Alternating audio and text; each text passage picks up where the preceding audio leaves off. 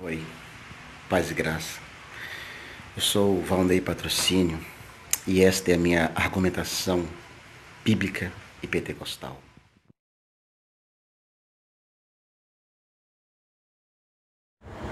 Olá, paz e graça. Ainda falando sobre os anjos, e no caso, falar sobre os anjos maus. Os anjos, eles foram criados por Deus. Deus os fez com todas as propriedades de caráter, mas assim como toda a criação que tem a sua devida inteligência, o Senhor fez eles com condição de raciocínio, de capacidade de decisão. E dentro dessa capacidade de decisão, o anjo, que é complicado, é um querubim, na verdade, um querubim, que a gente se entende da palavra de Deus, um querubim que, segundo a gente fala, dentro da tradição em si, que ele era um regente, moral, essas partes eu acho meio complicado, mas o fato é que esse querubim, ele habitava no Éden, ele observou a si próprio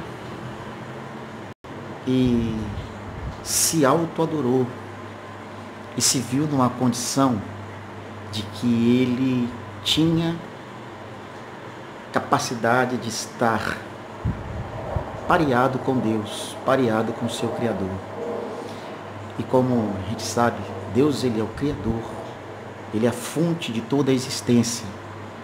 E nenhuma criatura é maior do que o seu Criador. Nenhuma. Nós seres humanos, por exemplo, temos a capacidade de criar várias coisas. As várias coisas que nós criamos, nenhuma das nossas criações do ser humano é maior do que o ser humano. E nessa, ou em proporção maior, assim é Deus. E toda a criação de Deus, nenhuma delas é maior do que Deus, ou sequer igual a Deus. Mas esse querubim achou que seria semelhante a Deus, e ele arquitetou um plano para poder desbancar a Deus. E a sua astúcia, ele era puro, ele era santo, mas quando ele permitiu se ver, se autocontemplar e se autodeterminar semelhante a Deus, a iniquidade achou-se dentro dele. Ele passou a desejar algo que não lhe seria próprio, de ser igual a Deus.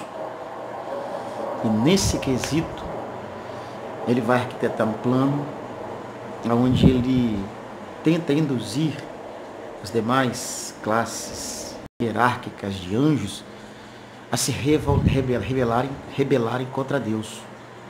Mas é claro que a maioria em si, em sua consciência, jamais fizeram aquilo. Mas há um dizer lá em Apocalipse que a terça parte dos anjos, eles se voltaram, se bandearam para o lado deste ser, é conhecido como Lúcifer, como o anjo de luz. E eles intentaram uma rebelião. Apocalipse 12 narra, inclusive, uma batalha nos céus, em que ele é precipitado para fora dos céus por tomar essa decisão contra Deus. Jesus, num reforço dessa fala, dessa expressão, ele disse que via Satanás cair do céu como um raio. Ele fala isso lá em Lucas.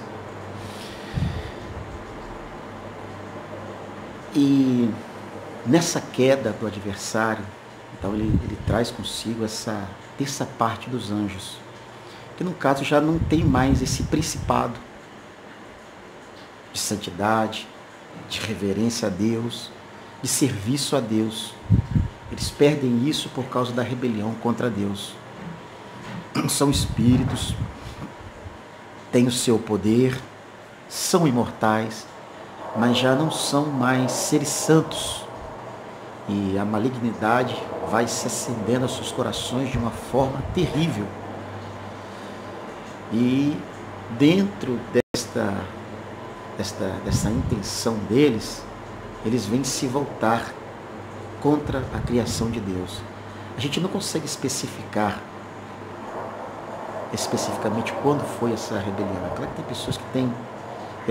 Não é uma questão que eu nunca ouvi ninguém falar ou alguém instruído falar. Eu não concordo com tudo que eu ouvi. Não concordo com tudo que eu ouvi. Então, porque não tem como você saber quando os anjos foram criados. A gente tem assim, uma percepção que eles foram criados antes que Deus criar o mundo. Aí eu concordo. Mas em períodos de queda fica complexo essa circunstância. E as teorias que se dizem, eu prefiro ficar neutro nessa interpretação. Mas após Deus criar o mundo, após ele criar o ser humano, então o adversário ele vai tentar o ser humano. E nessa tentação ele consegue prevalecer. Eu não vou falar hoje da queda do homem, porque é só falar sobre essa questão do maligno. Porque uma coisa eles perderam, o principado, mas ele não perdeu a inteligência, a capacidade de raciocínio. Então, ele tem um reino para si. Satanás tem um reino, é um reino de trevas, é um reino organizado. Paulo, inclusive, quando fala lá em Efésios, no capítulo 6, a partir do verso 10, ali ele vai fazer menção dessa batalha espiritual, mas ele faz algumas menções da hierarquia do reino de Satanás, que é um reino organizado, e a gente vê ele prevalecendo sobre o reino dos homens, influenciando a sociedade, ações contra Deus, influenciando o coração do ser humano contra Deus. Mas a gente louva ao Senhor Deus que isto foi aniquilado pelo sacrifício de Cristo na cruz do Calvário, e todo aquele que tem acesso a Deus por meio da fé venceu a Satanás, não por esforço próprio, mas por causa da manifestação do sacrifício de Cristo na cruz do Calvário. Mas em outro vídeo a gente fala sobre essa questão da queda. Talvez você pense, poxa, não foi profundo o que falou aqui agora, e nenhum dos outros vídeos foi, e nem outro será. Não sei quando eu falar um vídeo mais extenso, que não será uma live, por exemplo, eu falaria mais extensamente. Mas aqui é só dar pequenos pontos da nossa argumentação pentecostal. É claro que eu não concordo com tudo que todo pentecostal fala. Eu sou pentecostal, sou da Assembleia de Deus, concordo com todo assembleano também, mas eu gosto de manter essa visão bíblica. Eu leio, entendi a palavra, está o que eu te falei na palavra.